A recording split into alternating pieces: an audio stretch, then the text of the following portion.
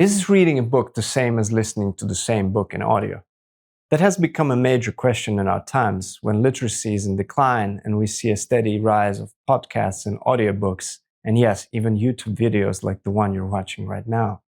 We're shifting from reading to listening, which brings us to our question: is listening a book the same as reading one? Well, the straight up answer is no. And I'm sorry to disappoint the audiobook lovers, but listening to an audiobook has nothing to do with reading the book. Not even close. Let's explore why.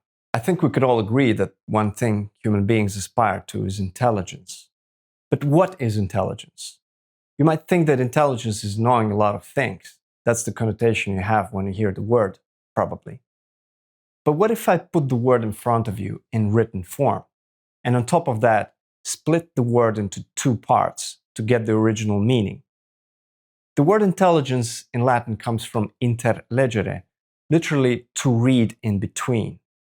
The very concept of intelligence is baked into reading itself. That's what the word itself tells us. When you merely hear the word intelligence, you automatically assume the everyday meaning of it. But when you read the same word, when you see it on the page, you can literally read in between it. You split it apart and a whole new meaning arises. And that's just one word. But how about a whole book then? What happens when you listen to an audiobook versus when you read a book is that you miss a whole world of reading in between the lines, not just between sentences, paragraphs, but between words themselves. When you only hear words, you cannot read between them. Reading itself means to engage in an intelligent act of guessing. And that's the old English word redan, meaning to rapidly guess. To read essentially means to guess, to solve riddles. They even sound alike, riddles and reading. What happens when you open a page is you only see black ink static on the paper. It's dead information, because written words do not speak. It is you who has to engage in guessing what they mean. It's a kind of a treasure hunt where you have to crack the code and solve the riddle for yourself. Listening, on the other hand, is not an active process, but a passive one. You're not involved in guessing anything. You're just being told a story. You're being fed content. And when you're fed content, you're content, meaning satisfied, happy, well fed. You're not hunting like a hunter searching for prey when he's hungry. You're just being fed, and the content that you're fed contains you, keeps you from taking any action yourself. But reading, on the other hand, is hunting. It is hunting for something that isn't there until you make sense of it. And that is a crucial expression, to make sense. Because when you're guessing, when you're reading between the lines, you are making sense of what is written. No one can do that for you. If you never read, you never engage in the act of making sense.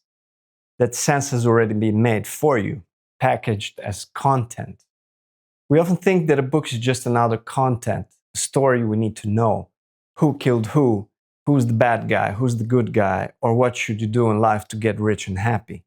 But knowing stories is not the whole story behind reading.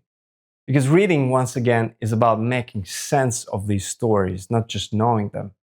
The story in every book, and especially in great books, is hidden not just in chapters, paragraphs, or even sentences, but within the words themselves.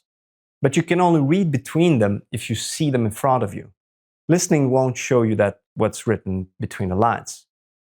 And this reading between words has always been the basis of human intelligence. That's why entire traditions, from theology to philology, grew around interpreting words. As Nietzsche pointed out in one of his earliest works, We Philologists, the act of reading is inseparable from the act of making sense. Nietzsche writes, "The only time when we can actually recognize something is when we endeavor to make it." In our case, to make here means to make sense for ourselves in order to really grasp it. In the same book, Nietzsche writes, "Educate educators, but the first educators must educate themselves, and it is for these that I write." But how can you educate yourself if you are not the one endeavoring to make something by yourself, to endeavor to make sense by yourself? That is impossible. To educate yourself, you have to make sense for yourself. And that is only possible by reading, not by listening. It is a well-known fact that Aristotle was the advisor of the greatest rulers in the Western world, Alexander the Great. And the first skill Aristotle taught him was the skill of reading.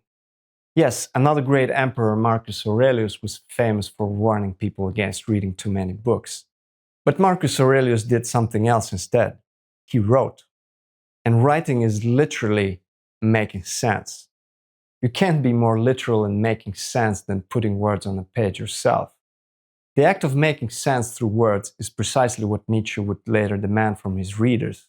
In another of his books, he raises reading itself to the highest task, particularly the reading of his own works, when he writes, "It seems to me that to take a book of mine into his hands is one of the rarest distinctions anyone can confer upon himself. I even assume he removes his shoes when he does so, not to speak of boots. When I picture a perfect reader, I always picture a monster of courage and curiosity, always something supple, cunning, cautious, a born adventurer and discoverer." Of course, you don't necessarily need to take your shoes off to read a book, but Nietzsche was right about one thing. Real reading makes you work. It's active, not passive. Which leads us back to our question. Is reading the same as listening? Not at all.